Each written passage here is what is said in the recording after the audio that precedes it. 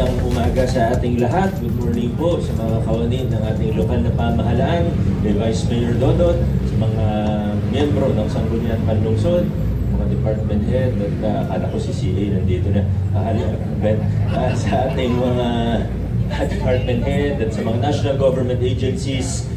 Dito po, BFP, BGMP, mga kapulisan po natin, PNP, nandito rin po.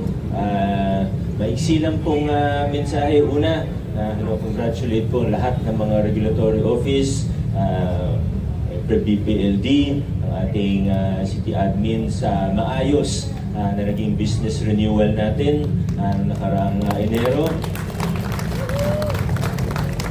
May mga konting gusot-gusot pero considering na bagong lipat tayo dito, ang daming movement, transition, ay masasabi nating naging maganda at matagumpay po ang business renewal po natin, or permitting at renewal po natin. Dito yung mga ibang regulatory office din. Pangalawa, hindi po ako magsasawang magpaalala sa inyo na mag-iingat po tayo sa mga fake news, maging mapanuri po tayo sa mga dito po, pati yung mga sweepers natin nandito, at sana yung mga matatawag nating management natin, pag nakita naman natin na may fake news na kumakalat, doon lang naman tayo sa katotohanan Kung totoo, walang problema. Pero kung alam naman natin na hindi totoo, di ba? Sana bilang mga leaders, di ba? Kausap ko yung mga department head, yung mga bang nasa management level, magkusa na rin tayo. Hindi yung hayaan lang natin na alam natin kasi nungalingan o hindi na totoo yung sinasabi. Huwag natin hayaan. I-correct natin. Kasi minsan, nag-uugat lang naman yan sa hindi masyadong naiintindihan. Kunyari, yung mga ibang sa sahod natin o sa bonus. Diba? Minsan siguro, ayaw naman nating tingnan o sabihin na masama kagad yung intention niya. Baka hindi naintindihan, baka may mali sa pagkakaunawa. Kaya dapat nasa sa atin bilang management na i-correct, ipaliwanag. Huwag pagalitan. Paliwanag natin ng maayos. Kaya siguro itong linggo, may ilan din akong kakausapin. Hindi, pag pinatawag kayo sa opisina ko, hindi para pagalitan Hindi, magtatanong din ako, saan ba nanggagaling yan? Ano ba yung ugat niyan? Ano ba yung pinagmulan? Tapos papaliwanag din, siyempre.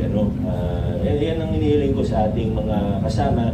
Muli po, lalo na sa management level, yung mga section head natin, yung mga supervisor natin. Diba? Iyan natin ang katotohanan. Kasi alam naman natin, may orchestrated efforts din. Diba? May mga orchestrated efforts para magkalat ng kasinungalingan, ng hindi totoo. Alam niyo naman po, di ba?